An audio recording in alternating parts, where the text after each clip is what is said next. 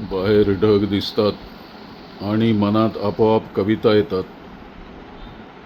फक्त कापसासारखे पुंजके असलेले हे अवाढव्य बाष्प घेऊन नेणारे ढग ढग पांढरे आहेत.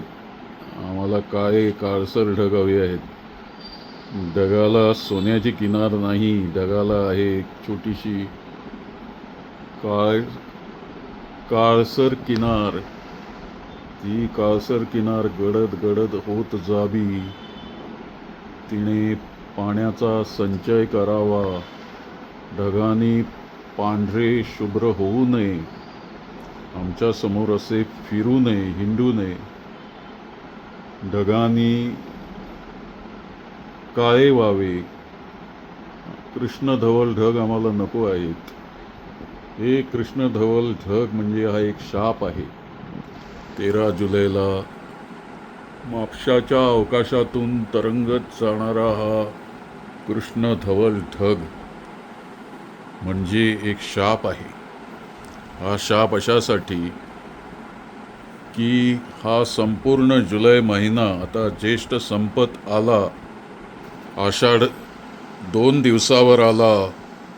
15 जुलैला कालिदास जयंती आहे.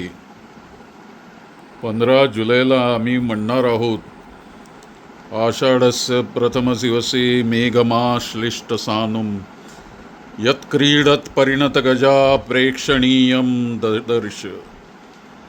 याचं सुंदर रूपांतर आपल्या बाळकृष्ण भगवंत बोरकर म्हणजे आपल्या कविवर्य बाब बोरकरांनी मेघदूताचं भाषांतर केलं. त्यावेळेला समचरणी समश्लोकी असा त्यांना श्लोक सुचला की आषाढाच्या प्रथम दिवशी टेकला अद्रिरेखे दंताघाती समदगजसा देखणा मेघ देखे. अशी त्यांनी सुरुवात आपल्या मेघदूताची आपल्या काव्यामध्ये केलेली आहे. हल्ली काय आहे की हातामध्ये कागद नसतात, नोट्स नसतात, पुस्तकं नसतात. 67व्या वर्षी स्मृतीवरती, अंधुक स्मृतीवरती अवलंबून काहीतरी ओळी चुकतात. पण त्याच्यामध्येही हे उत्स्फूर्तपणे आहे.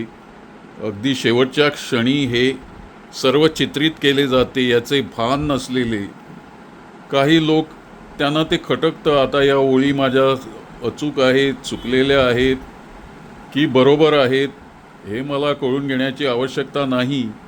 कारण उद्देश तो नव्हताच मुळी. मी इथे साहित्याचा विचार प्रचार करायला हा व्हिडिओ काढलेला नाही. मला एकाकीपणाचं जीवन सकाळी 7:30 पासून दुपारी बायको कामावरून घरी येईपर्यंत एका मोठ्या इमारतीमध्ये 8 मजली रॉबिन्सन क्रुसोसारखं एका बेटावरच्या असं एकाकी असहाय्य परिस्थितीमध्ये ढगांकडे पाहत काढावं लागतं. कारण मला लिहिताना किंवा काम करताना स्नायूतून वेदना होतात. त्यामुळे मी ती रिस्क घेत नाही आणि लिहिण्याचं आणि कसलंच काम करत नाही. मी फक्त मुलाची सेवा करण्याचं, खाण्याचं आणि बाकीचं सगळं बघण्याचं, वाचनाचं, मित्रांकडे फोनवरून वगैरे संवाद साधण्याचं, जनतेच्या समस्या मंत्री, सरकार, आमदार, सरकारी अधिकाऱ्यापर्यंत वृत्तपत्रातून ज्या काही दिसतील त्या पोचवण्याचं, त्याच्यावर तोडगा काढण्यासाठी त्यांना मदत करण्याचं हे सगळं काम चालूच असतं. अशावेळी ढग दिसतात. मी शास्त्रज्ञ आहे. ढगांचा अभ्यास मी करायला सुरुवात केलेली आहे. पूर्वीही केला होता, पुढेही करणार आहे. पण हे ढग असे कंटाळवाणे हळूहळू पुढे सरकतात. त्यांना काहीच का वाटत नाही असा विचार मनामध्ये येतो. त्यांना आमची दया तर मुळीच येत नाही. कारण दया वगैरे ढगांना येण्याचे फक्त काव्यातच असतं. प्रत्यक्षात तसं काही घडत नाही. राजस्थान आणि इतर भागामध्ये तर लोक वर्षानुवर्षे असेच काळसर ढग आपल्या डोक्यावरून जाताना बघत असतात आणि त्यांची परिस्थिती बिकट असते. कारण एक थेंबसुद्धा पाण्याचा तिथे वाळवंटात पडत नाही. त्या मानाने आपण सुदैवी आहोत. कारण आता एक काळसर कृष्णधवल असे जे ढग आता समोरून जात आहेत. त्यानंतर आपल्यामध्ये अशी आशा निर्माण होते की कधीतरी आता संध्याकाळी तरी किंवा रात्री तरी होईना, पण पूर्णपणे पाणी घेऊन जाणारे, पाण्याने जड झालेले जलधर असं ज्यांना नाव आहे, जलधर हे मेघ, हे ढग संध्याकाळी दुपारी कधीतरी उशिरा आज थोडा तरी पाऊस पाडतील, कारण गेले बरेच दिवस पर्जन्यवृष्टी झालेली नाही आणि 31-32% एवढी पावसाची तूट आहे, ही फार मोठी आहे, ही विक्रमी आहे. हळूहळू भीती वाटते की आपण सुक्या दुष्काळाकडे वाटचाल करतोय का. त्यामुळे हे ढग ज्या वेळेला या बाल्कनीतून खिडकीतून मी बघत असतो त्यावेळेला अनेक चित्रविचित्र विचार डोक्यामध्ये येतात. ढगाबरोबर कविता येतात, कवितात ढग येतात. अत्यंत चित्रमय अशा तऱ्हेचं हे वाऱ्याने हाकललेलं, बडवलेलं, थोपाटलेलं अशा तऱ्हेचं हे वातावरण आहे, कारण हे वाराच सगळं करत आहे. हा वाराच कारणीभूत आहे सगळे ढग इथून हलवायला, आणि ते कुठेतरी आता पूर्वेकडे चाललेले आहेत. हे नैऋत्येकडून पूर्वेकडे चालणारी ढग आहेत, त्यांची दिशाही तशीच पूर्वेकडे आहे नैऋत्येकडून. मी हा प्रवास त्यांचा ढगांचा बघत असतो, आणि काही दिवसांनी आता औदुंबराची फळं पिकल्यावरती, रुमट ज्याला आपण म्हणतो, लाल बुंद झाल्यावरती, प्रचंड संख्येने सूर्यास्तानंतर याच आकाशाच्या चौकोनामध्ये मला हे वटवाघळांचे थवे एखाद्या छोट्याशा विमानासारखे पंख हलवत हलवत बऱ्याच उंचावरून उडताना दिसतात. ते एकाच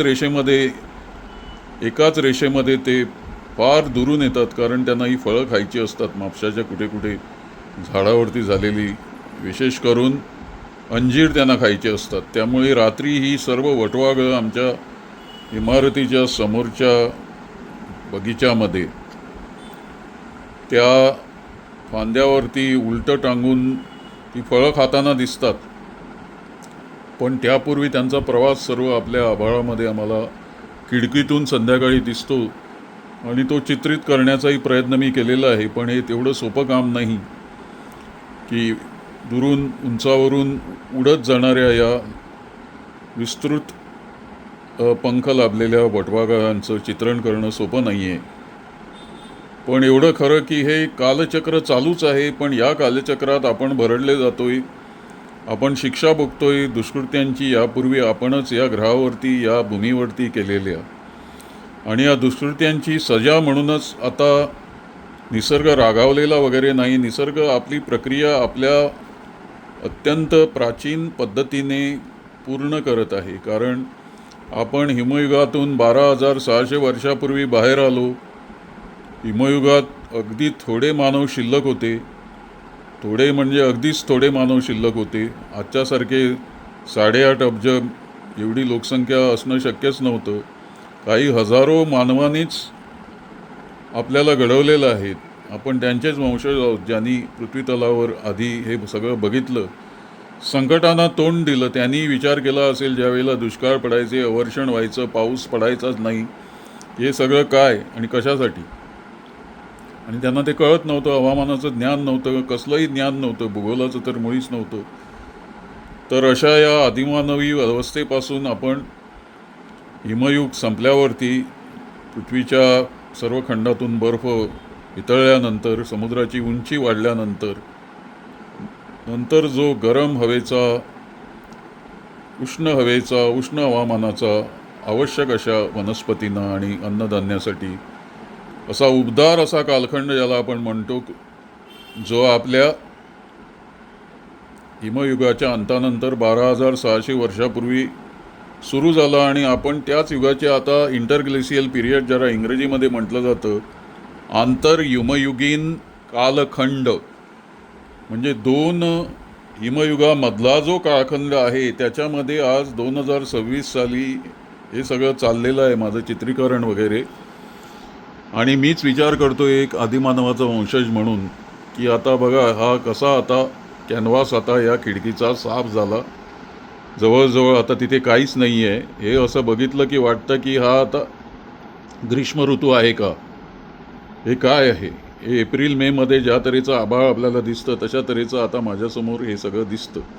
म्हणूनच मला हे सगळं चित्रीकरण करावं लागलं, कारण ढगांनी मला डिवचलं. ढगांनी मला सांगितलं बाहेरून की हे काय चालवलेलं आहेस तू, आमची जरा दखल घे. म्हणून त्यांची दखल घेत घेत असताना मानव म्हणून मला माझीही दखल थोडंसं चिंतन करून थोडंसं बोलून दखल घ्यावी लागली.